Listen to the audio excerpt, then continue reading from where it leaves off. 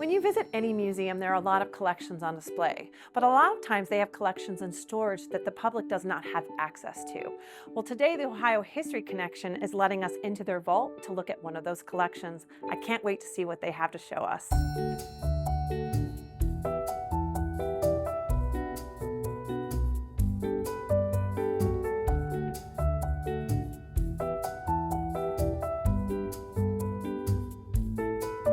So Marlise, thank you so much for inviting us to look at some of these things in your collection.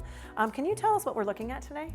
So right here on the table we have two examples of children's dresses from the 19th century, more or less from the 1860s. So this one here is actually the older of the two. This is coming in from a little boy named Thomas Heck. He lived in Clark County, and his family were farmers. And this would have been worn when he was about 2 years old in about 1868. And most children below the age of 6 actually wore a dress, regardless if you were a boy or a girl. It was just a lot easier for parents to take care of their children in terms of diaper changing, potty training, and letting them move around if they were in a dress as opposed to pants. Over here is actually one for a little girl. This is coming from a family that was part of the Reformed Mennonite Church. She was actually the oldest of 10 children, so a much larger family. And she would have worn this maybe in the beginning of the 1860s, around 1862, somewhere between the ages of 3 and 4, and it was likely passed down to many of her siblings after that. So how did you get a hold of these two items? They both came through donations. Descendants of the family finally ready to part with them. We actually received this dress from Thomas's daughter, Grace. She was born in 1907, and then towards the end of her life in the 1980s, she decided to part with a lot of her family heirlooms and papers, and they're all held here at the Ohio History Connection. And same thing here. We got this in the mid-1980s as well. Again, people finally parting with family treasures they'd kept for a long time. How long did boys wear dresses till? Boys would wear dresses until about the age of 5 or 6, just depending on what they were, if they were starting to work on the farm or go to school. And it was known as breeching, and that was the first time a little boy would get his first pair of pants, and they were typically short pants, really only knee length. And it was just a sign that they were growing up and getting closer to manhood and moving on and outside of the family and starting to participate more in life outside of the farm. In what decade did that sort of tradition kind of go away of boys wearing dresses? It filtered out over a long period of time. I would say it really started to decline in popularity in the 1890s. There was a very popular literary character called Lord Fauntleroy who wore a little blue velvet suit that every mother put their son in for about a decade. But probably by about 1900 you see it less and less, and certainly by 1920 it was pretty much gone. And is there anything else in this dress that you feel is kind of unique? I think it's really interesting. If you look at the back of the dress, it was really popular to have these little buttons, china buttons printed with these calico patterns to really blend in with the dress, the idea being that you wouldn't see the closure whatsoever. Well, these are really interesting examples of clothing for 19th century kids. Do you have any adult clothing to show us? I have both men's and women's, and I would love to share that with you. Great.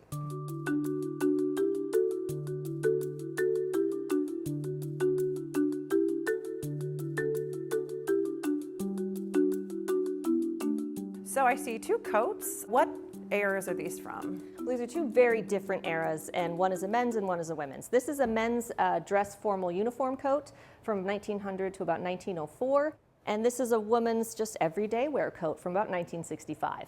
So let's start with this coat. Can you give me a little bit of background about where this came from?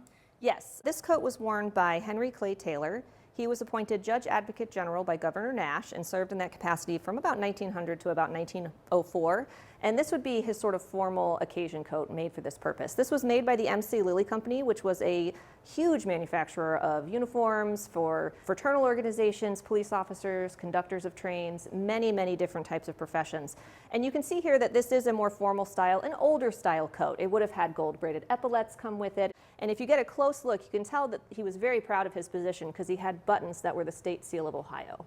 Now, was this tailored specifically for him? This would have been made specifically for him, so it's made to measure for his measurements.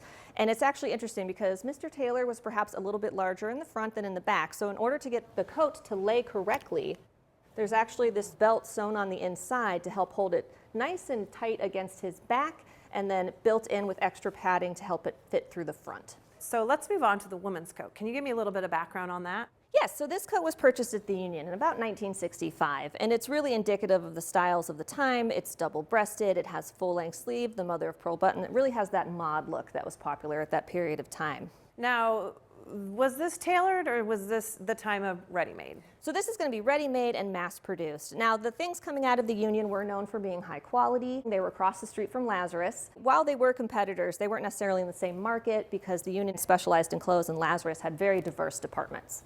So what were the circumstances around fashion changing from sort of more tailored to ready-made? Well, ready-made certainly made things easier to buy, and it also made things less expensive to buy. And the thing that really spurred that movement is the movement from women's clothing being so tightly fitted via the corset to something that's looser and doesn't necessarily have to be so form-fitting. And that really starts in the 19-teens and continues up to this day. And so that's also just with fashions changing and also probably fabrics changing a little bit? Oh yes, so you start to have your first artificial silks at the end of the 19th century, and as those improve, particularly with the introduction of rayon and nylon, it becomes much more affordable to have multiple pieces of clothing. They aren't expected to last as long. We have improvements in laundering, making laundry easier. Laundry used to be a multiple day affair, and then once you have washing machines, it's much, much faster. So it made the work easier, and it made it simpler to purchase more items and have more items in the home. That's so interesting. Now, I do know that you happen to have a couple women's fashions that I would love to look at. Can we look at them? I would love to show those to you.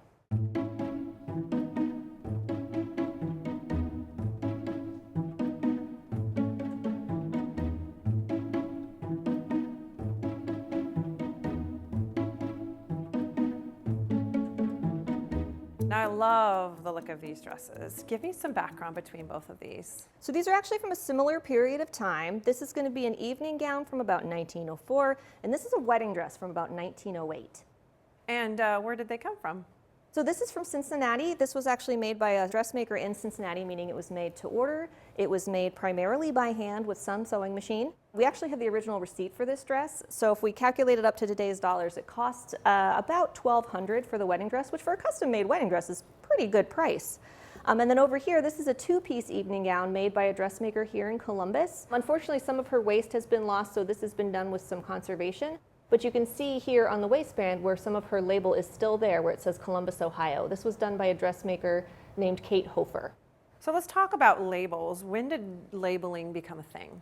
So labeling began in menswear and tailoring. Tailors always signed their work, particularly because on the inside of the pocket of the coat, there was frequently a label that marked who the suit was for and when it was made. So they went ahead and put their name on there anyway.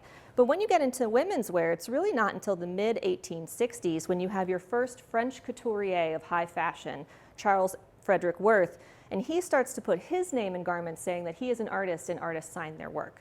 And so you start to have that practice copied by local dressmakers as well. So really, by the time you get into the 1880s, 1890s, it's really a prevalent practice. You talked about being a day dress versus a night. How do you tell?